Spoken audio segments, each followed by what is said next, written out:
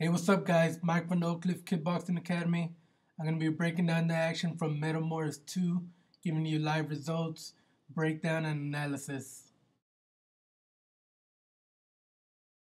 As the final preparations get underway, I want to talk about the new rule that they put.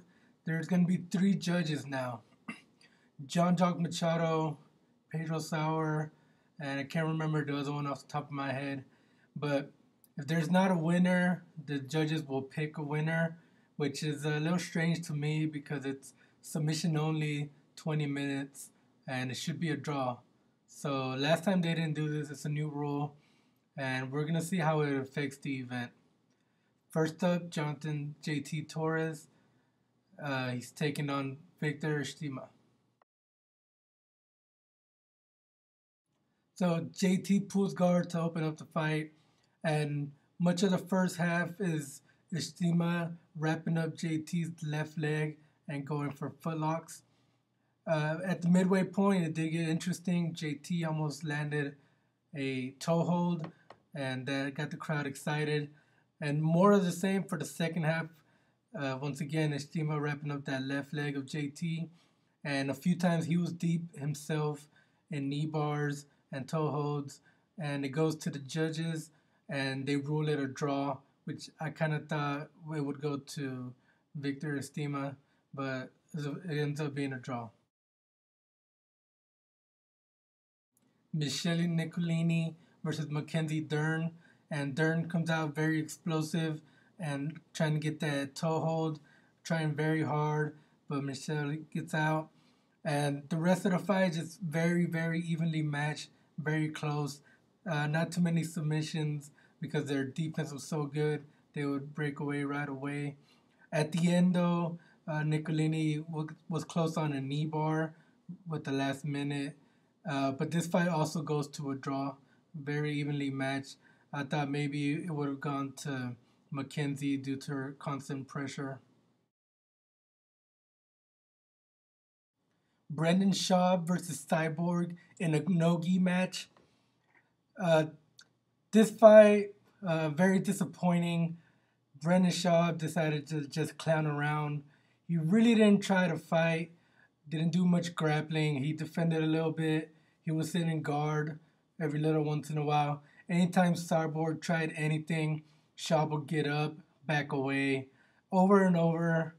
And the judges have to give it to Cyborg. He at least made an attempt to roll. So Cyborg's the winner. Right before the intermission, some big news. Eddie Bravo versus Kron Gracie will be taking place at Metamoris 3. This fight has been 10 years in the making. People have been wanting it for a very long time. Hopefully now it's going to happen. And very big news, very surprising news also. Andre Galvao versus Rafael Lovato Jr. This fight was a little bit different than the other ones, stylistically wise. Instead of going for the leg or pulling guard, these guys were working their grips. Andre Galvao, he preferred the flying attacks. He tried to reverse, flying triangle, flying armbar a couple of times.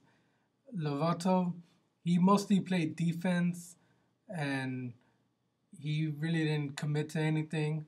Mostly try to hang on, and so it goes to a decision, and Andre Galvao wins. I think he dominated this whole fight. Like I said, Lovato was.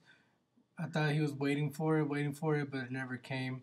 Whereas Galvao, he did lots of sweeps, reversals, submission attempts, and he won. In the co-main event, Braulio Estima versus Rodolfo Vieira. Um, Opening up, Braulio pulls guard, and then he gets this grip where he grabs the bottom of the gi and he controls it with his hand, but also with his foot. And essentially, we were there for the rest of the fight. Rodolfo unable to break it. Sometimes he would almost pass, but then Braulio would get it back, and Rodolfo was frustrated. And he wasn't able to break that grip in the whole 20 minutes until the very end when there was 1 minute left, and he almost has the armbar. It was super close, but Estima did get out of it, and he went for a knee bar himself. Time runs out, and judges give it to Rodolfo. I thought it should have been a draw, but pretty close. It was just stuck in that position for almost all of the fight until the very end. In the main event, Kron Gracie versus Shinya Aoki. This fight took longer than expected to get to the ground, maybe 3, 4 minutes. They were just feeling each other out. As Kron Gracie that pulls guard, he goes for the guillotine. Aoki defends well and he gets out.